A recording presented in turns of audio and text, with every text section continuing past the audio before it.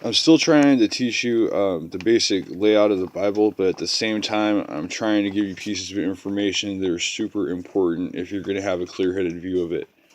And by clear-headed, I mean non-emotional. I mean not sucked in. I mean not almost not being a Christian. You know what I'm saying?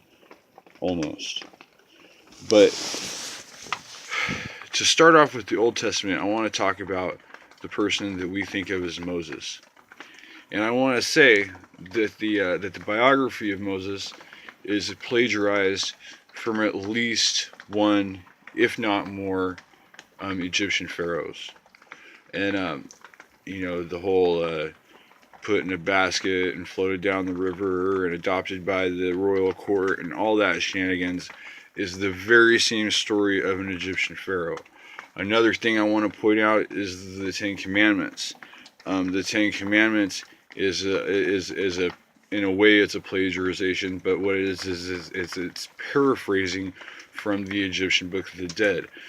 For example, in the Egyptian Book of the Dead, it says, "I have not stolen," and the paraphrase in our King James versions is, "Thou shalt not steal."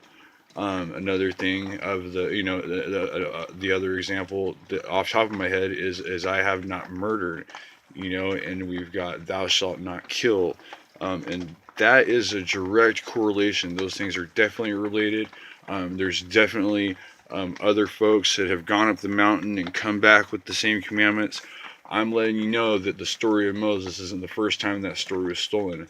Another thing that I would like to touch on is that the person that we think of as Moses um, was definitely was definitely closely associated with the pharaoh we call Akhenaten, and he was either his right hand man or it was him.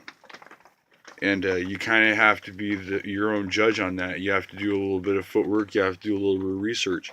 But I'm going to be truly surprised if you don't come to the same conclusions that I'm alluding to here. I'm not telling you anything indefinite, but I'm just saying this is an angle that you need to look at if you're going to take any part of any piece of literature seriously. You got to get to the bottom of things.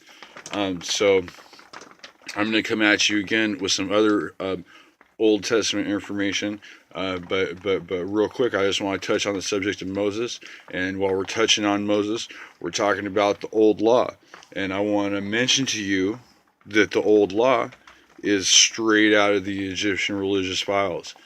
And I also want to point out that even in our contemporary Bibles, there's mention that Jesus had to go and kick it in Egypt to hide so that he wouldn't be murdered for being the Messiah.